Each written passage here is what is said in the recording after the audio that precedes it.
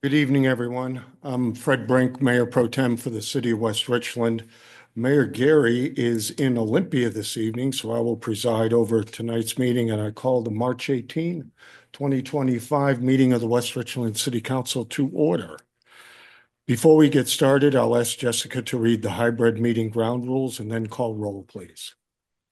Tonight's meeting will be held in person with a virtual meeting component.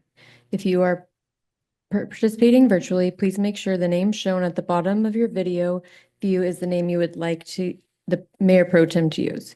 You can change this by right-clicking on the three dots in the upper corner of your video view and click Rename. Audience members present in the council chambers will be called upon first during public comment periods. Those participating remotely should please virtually raise your hand if you wish to speak. To virtually raise your hand, click on the participants and then click on raise hand. If you are participating by phone, only press *9 to raise your hand. Please limit your comments to 3 minutes.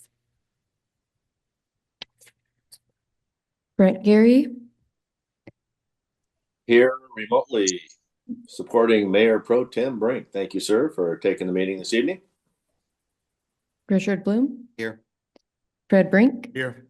David Fetto. Here. May Hayes. Here. Kate Moran asked to be excused. John Smart. Here, attending remotely. Ken Stoker. Here. Council Member Moran asked to be excused. May I have a motion to excuse her, please? I've moved to excuse Councilmember Moran. Second. Motion and a second. All in favor, please say aye. Aye. Aye. All right, thank you. Councilmember Bloom, will you please lead us in the Pledge of Allegiance? Of the United States of America, and to the republic for which it stands, one nation, under God, indivisible, with liberty and justice for all. Thank you, Councilmember Bloom. Council, we have a motion before us. Are there any changes? We have an agenda before us. Thank you. Are there any changes? Hearing none, do I have a motion to approve the agenda as presented? I move to approve the agenda as presented. Second. I have a motion and a second. All in favor, please say aye. Aye. Aye. Any opposed? All right, motion carries. We have no presentations this evening, so we'll move on to the consent agenda. Tonight's consent agenda consists of payment of the bills, approved minutes for the regular meeting of March 4, 2025, motion authorizing the Benton Franklin Council of Governments Federal STBG-UL and pavement preservation grant applications, motion authorizing the mayor to execute an engineering services contract with GPI regarding the Keene Road widening project, and a motion to accept the annexation of Citywell and adjacent properties, Rupert Road. Is there anyone from the audience who would like to comment on the consent agenda? Seeing no one here in chamber, is there anyone virtually who would like to comment on the consent agenda? No, there's not. I don't see anyone either. So seeing no one wishing to comment, may I have a motion to approve the consent agenda? I move to approve the consent agenda. Second. Have a motion and a second. All in favor, please say aye. Aye. Any opposed? Aye. Thank you. Motion passes. This is our first opportunity for citizen public comment for items not on the agenda. If you wish to provide comments, please come to the podium, state your name and address for the record, and kindly limit your comments to 3 minutes. And please remember, of course, that council cannot respond to questions during this comment period, and this time frame is for comments not relating to items on the agenda, as well as for comments on agenda items as they are discussed. So I see Ms. Brown, please go ahead and proceed. I think I had spoke to the council at their meeting when the taxes were increased. I was very unhappy about that. But then in the flyer, and I believe I heard Mayor Gary talk about this, it says the city of West Richland is seeking citizens for the Citizen Advisory Committee to evaluate a recommendation to the mayor regarding funding challenges the city is facing general and street funds to maintain roads, parks, police services, and equipment, and cybersecurity. If interested, put in an application. This is your guys' job. That's what you were voted in for, was the budget. The citizens won't know the budget. You're supposed to know the budget. I realize that there's a big hole, but you need to dig us out, not a citizens group. It feels like a cop-out. But one thing, this committee answers to the mayor, not to you, which, you know, it's just setting the city up for challenges. And I don't think you have a hole in your budget. I think you've got a huge overspending issue. And I'm sorry, I'm so shaky. When the mayor came on, he immediately said full-time mayor, his wages went from 1,000 to I think over 70 now. We were told that the city was told staff needed increases because they couldn't keep up with the other cities, were losing valuable employees. That's not the case anymore. Our directors make more than any of the cities. We have a population of just under 20,000. Our general wages are 84,615. This is 12% higher than average of the Washington state. As far as directors go, we have 99 employees. The other cities are directors are making less, and they have 590 employees, 706 employees, 622. Now, as far as the population, city of Kennewick, their average wages is 85,940. That's 2% over the Washington state, not 12%. Kennewick is 1% over. Pasco is 2% under. We have, and I'll just kind of go down staff. We have a full-time animal control person. As far as the other cities, they're just getting a kennel. And they have 6 employees that they service 3 cities, 233 population. I'll send you all these numbers tomorrow. Anyway, that's 1 employee for 39,000 people in large areas. And that's an office and organizing volunteers. So we got 20,000, we have a full-time code enforcement. Or not code enforcement, that's what animal control. Code enforcement, the summer code enforcement is a total waste of money. Brown, your 3 minutes, please. Okay. Thank you.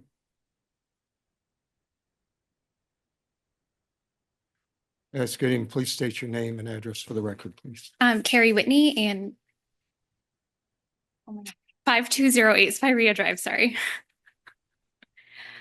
So good evening, council members. Thank you, Mayor Pro Tem Brink, for already responding to my email that I sent to each and every one of you today. My name is Carrie Whitney, and I'm here to bring some troubling issues within the West Richland Police Department, specifically involving inconsistency in practices, lack of transparency, and failures in handling evidence and enforcement of protection orders. These are not isolated incidents. These trigger a deeper issue within leadership training and accountability. This is not just about individual cases. However, it's about public safety and the level of service this community expects and invests in. Some key concerns that I have are mishandling and destruction of evidence. In recent cases, West Richland Police Department failed to collect and preserve key video evidence. This irreversible failure denied justice and eroded public confidence within our law enforcement. Selective enforcement of protection orders. Some violations are enforced promptly while others are simply ignored. Disturbingly, after concerns were raised, reports were retroactively altered, implicating previously individuals that were cleared. It now raises alarming questions of retaliation, abuse of power, and selective justice. And additionally, there's a lack of transparency. I've filed my complaint over 2 months ago. I filed a formal complaint, and I've received almost no communication and no resolution of this matter. The lack of accountability discourages community members from coming forward and suggests West Richland Police Department is more focused on protecting itself rather than public service. So why does this matter? Our community deserves consistent professional service from West Richland Police Department, service that's grounded in integrity, transparency, and fairness. The current failures not only compromise public safety, but also expose the city to legal liabilities and damage to the reputation. I strongly urge the council to act now. Delaying action deepens the damage to our community trust and safety. Please consider independent oversight, consistent training standards, real accountability measures to restore confidence and ensure our police department gets service fairly for everyone. So I emailed you all. If you have more questions, please reach out. But thank you for your time.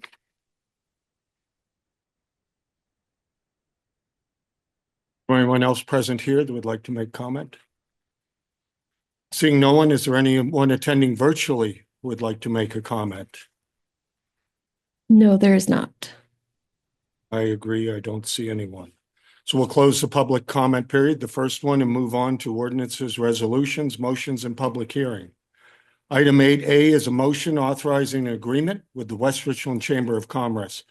Before we hear the staff report from City Attorney Foltz, I'll allow Councilmember Fetto to step out of the room on this item due to him being the West Richland Chamber of Commerce president. Thank you, Councilmember Fetto.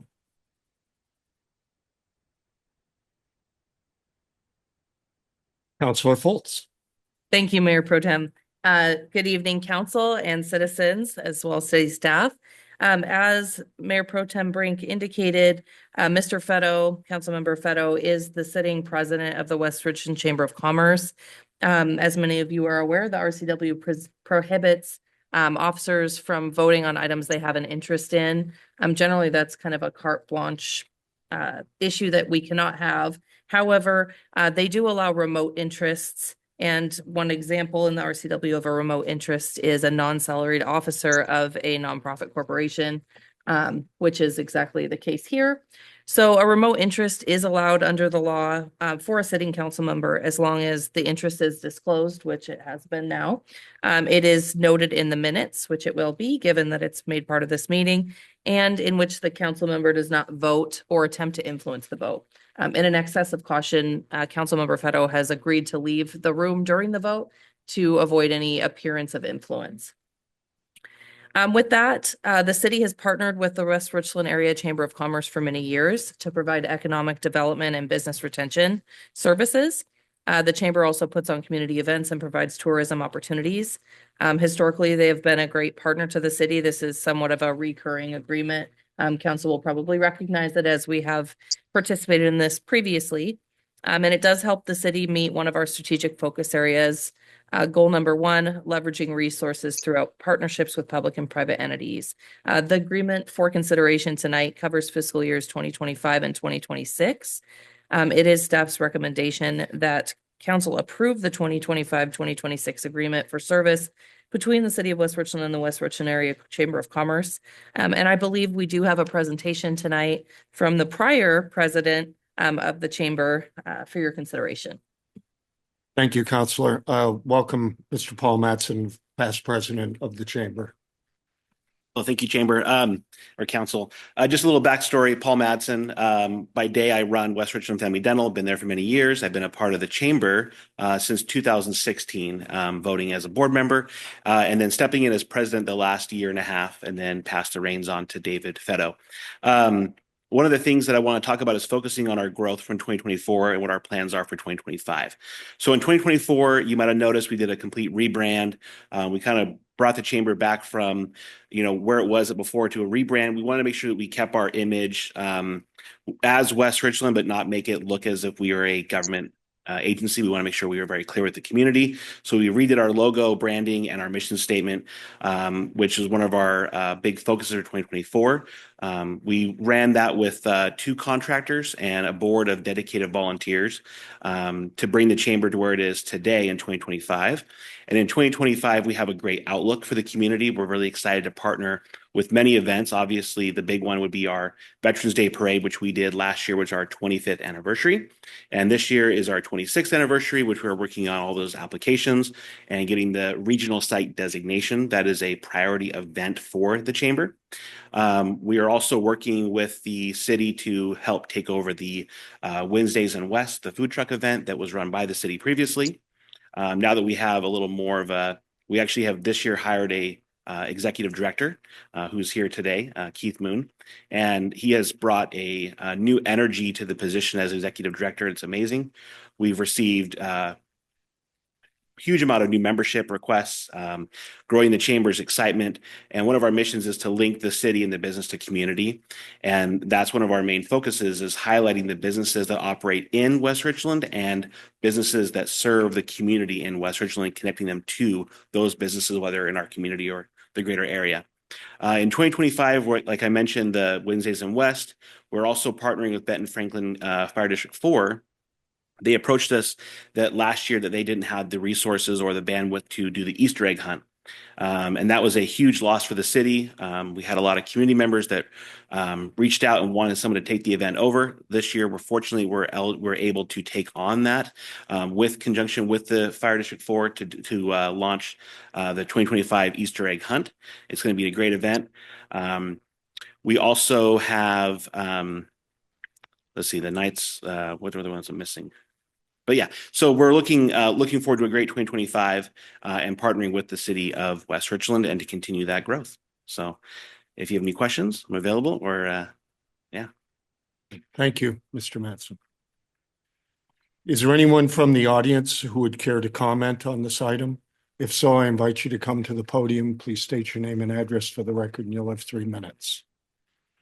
Seeing no one here in the chambers, is there anyone attending virtually who would like to make comment? If so, please raise your virtual hand. City Clerk will unmute you and you'll have 3 minutes to provide your comments. You can also press *9 on your telephone. Jessica, I do not see anyone. Do you? I do not. Seeing no one. Council, may I have a motion on this item, please? I move to approve the 2025-2026 agreement for service between the city of West Richland and the West Richland Area Chamber of Commerce. Second. Have a motion and a second. Any discussion? Any questions? Seeing none. All in favor, please say aye. Aye. Aye. Any opposed? And we have one abstention, obviously, with Mr. Fetto. Thank you, Council. We have no unfinished business this evening. I'll wait for Mr. Fetto to come back.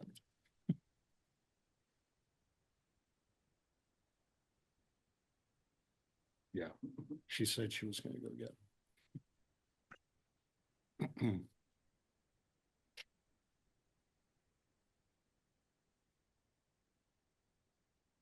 We have no unfinished business this evening, nor do we have any new business, so we'll move to the second opportunity for citizen public comment. If you wish to comment, please come to the podium and kindly state your name and address, and you'll have 3 minutes to make your comments.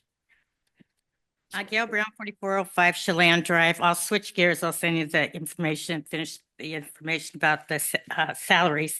In your capital improvement plan, there, and before 2030, you have a $3.4 million park maintenance facility, 2.2 for the facility and 1.2 for the equipment. There hasn't been any money put into the parks for at least 10 to 12 years. So, but you're going to get the equipment. I think this is the overspending piece. You're 20,000, not, the 80-some thousands of the other one. And they have tons of sales tax. And this is getting pushed down 20,000 people's throat for all this stuff, and no parks. You're not putting it back into the community at all. This is all facilities. The municipal building was built 8 years ago. You need $1 million for a generator. Unless that's to a well or a sewer, I don't think they need to see if the lights go out.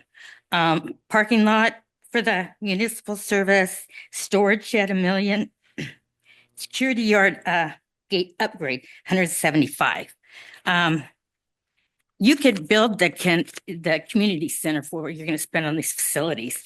You could take the trails off, pay for them, probably get a large chunk of this park, 1.7, 1.5.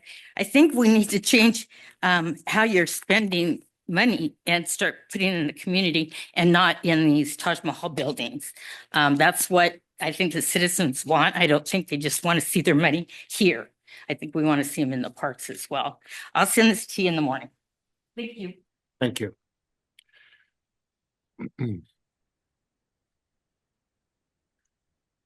Dave Cole, 1710 Ironwood Avenue, and this may come up in the staff reports. I just hadn't heard a lot lately on the veteran cemetery. I know Councilmember Hayes has been working on that, and so my hope is that that's still a thing and it's being pursued, being worked on. I think our location is far better than the option that other city across the way is competing. That little Hooterville across the way. I'm kidding. On the other side of the river. Anyway, hopefully there's some information coming out on that. It'd be a great thing for the city of West Richland. Is there anyone else present care to make comment? Seeing no one, I'll turn to our virtual attendees. Once again, those who wish to make comment virtually, please raise your virtual hand. City Clerk will unmute you and you'll have 3 minutes to make your comments. Please, you may also press *9 to raise your hand via telephone.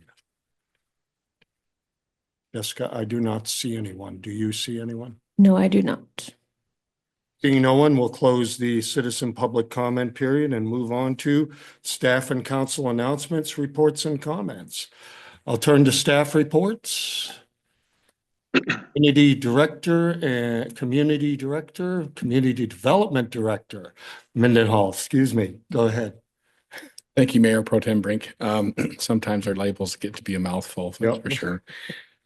So to respond to Mr. Cole and his request for an update on the Veterans Cemetery. So I have been in constant communication with David Puente with the Washington State Veterans Affairs and working with him on this very topic. It is definitely an arm wrestle between us and the city of Richland. Hopefully, as David calls it, the city of Best Richland will win out there, and we'll be able to get the site located here. But there's a lot that goes into it. Obviously, there's a lot of considerations that come into play, and in real estate, location seems to rule the decision making. So there's some components to that. I'm working diligently to make it so that we made them out. So we'll see what happens. Hopefully that will be the case. I have a lot of good confidence in that happening, given the fact that Richland seems to be requesting a high amount from them in contribution for the site, whereas I think our site might be a little more attainable for them. But we'll see. They get to make the decision at the end of the day. We just get to present the best option for them.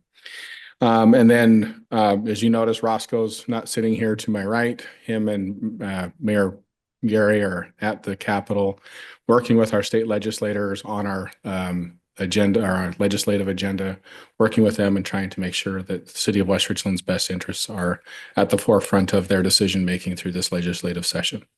So that's all I have to report. Thank you, Eric. Seeing no other staff comments, council members? Oh, excuse me, Chief Crown.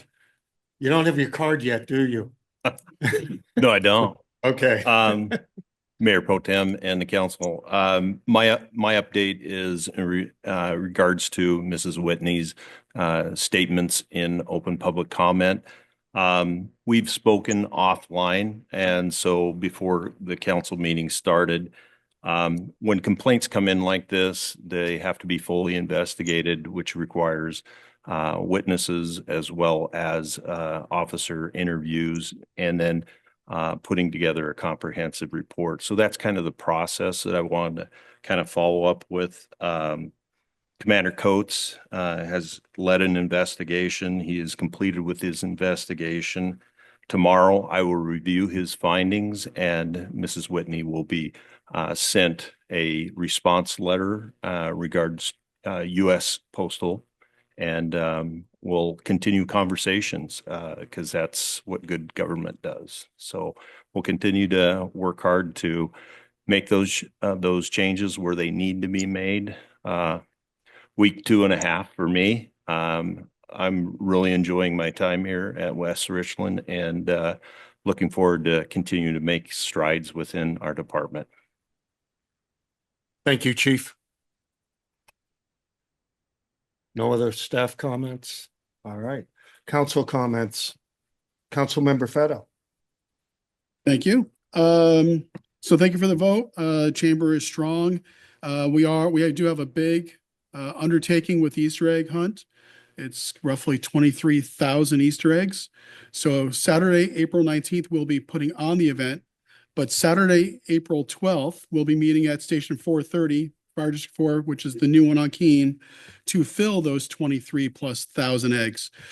So the more people, the better. The chamber will provide, I think we're talking about pizza, donuts, depends what time of the day, how late we're there and how early we get there. But we do have 23,000 eggs to fill with candy and golden tickets. So we welcome all volunteers Saturday, April 12th out at Station 430. Thank you, Councilmember. Councilmember Hayes. Thank you, Mayor Pro Tem. I just want to follow up with some of the stuff that Eric said about the Tri-City Veterans Cemetery. It is moving along. And yes, we have 2 locations that it's between.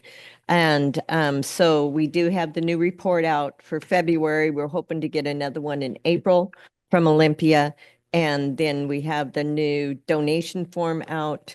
And then been going around to all the cities and working with the cities and the counties and everybody to help in supporting it, in getting the word out that, yes, there's going to be a veteran cemetery in this region. We're down to 2 locations. And so many of the veterans and just individuals want to support that. So we did put together with Medical Lake the donation form, all the money that's collected now before we actually have the facility it will go up to Medical Lake and be labeled the Tri-Cities Veterans Cemetery when it comes in. So there's a lot of work behind the scenes, and then we have different events that are coming up that we're working with the different individual companies or nonprofits to add the Veterans Cemetery to the event. So right now we do have Hogs and Dogs, which is going to be coming up, and it's in Richland at Columbia Point. And so Hogs and Dogs is not only providing a booth there, for the vets and cemetery, and then they're also going to get a portion of their profits to the Veteran Cemetery, which is really nice. And then we'll also be at Cool Desert Nights, and that IBW is the lead for Cool Desert Nights, the sponsor. So they're going to allow the cemetery to have a place under their tent, and they're very supportive of this movement forward, and then also working with Local 598. So, and then the last one is with the Port of Benton, June 14th. So Hogs and Dogs is the 26th. Cool Desert Nights is the 27th, 28th. So then on June 14th, the Port of Benton is having a get-together with and celebrating the submarine that's out there on the property. And then they're going to be bringing inside, they'll have hors d'oeuvres and different people. And they've requested that the Tri-City Veterans Cemetery come and do a booth and share all the information that we have to this point on it. So we're glad to do that, meeting with a lot of VFWs, all the different veterans. So it's moving forward and it's exciting. And I think everybody in the community has been very supportive and very happy that it's going to be in this region. Thank you. Thank you, Councilmember Hayes. Councilmember Bloom. I attended the SWAC meeting, which is now it's going on 15 years. I've been on the SWAC committee, and we are on the cusp of opening the moderate waste facility that burned down the year before I got on the SWAC. So 16 years later, one of the biggest issues that we have is recycling or proper disposal of lithium batteries. And it's a bigger concern for the haulers because it's the primary cause of large fires inside their trucks. So the intent is to start some education. Unfortunately, the solid moderate risk waste facility isn't prepared to take it because they believe that's what burned down the Richland facility. So it's we're trying to coordinate for a lithium battery recycle, but currently Batteries Plus is taking lithium batteries. If you have them, they'll take them. I have to go over there and see how they're handling them. In my workout on Hanford, I was responsible for a lot of alkali metal treatment. And so there are safe ways of dealing with this. It's just simply hasn't gotten into the big, but you think about all the lithium batteries that are out there now in everything. It's if you see a burning garbage truck, well, that's or Tesla. Anyway, but anyway, that's one of the biggest topics we're looking for, and we will be promoting that. For the first time in 16 years, we actually saw the county's budget for solid waste, which was very enlightening. I don't expect that we're going to be asked for any more money right now. So, but anyway, okay. Thank you, Councilmember Bloom. And just a couple comments before we close. I was in Washington, D.C. last week as in my role as the Vice President for the Association of Washington Cities. It was the National League of Cities Congressional City Conference, where we had about 3,000 local elected officials convening in Washington to get information and mainly to meet with our representatives in the Congress. I was able to attend meetings with Senator Cantwell, Representative Susan DelBene, Representative Adam Smith, Representative Marilyn Strickland, and of course, our representative here in the 4th District, Dan Newhouse. Had very good conversations. My point centered on the cuts with the Department of Energy, particularly with the Hanford operations in their office, and the impact that might have on the cleanup of the Hanford site. They have had some concerns, but Brian Vance, the director of the Hanford office, has been in close contact with our congressional representatives to make sure that there's to minimize as much impact as possible with all the layoffs of the government employees. I also spoke a little bit about the Bonneville Power Administration, which is responsible, of course, for the power distribution throughout the Northwest, as well as several states that extends down to California and Montana, just trying to ensure that our federal representatives are aware that cutbacks there could possibly have a detrimental effect to power distribution. So very good meetings. And then on Saturday, I attended a town hall that our local representatives from the 8th District held at the Tri-City Chamber of Commerce.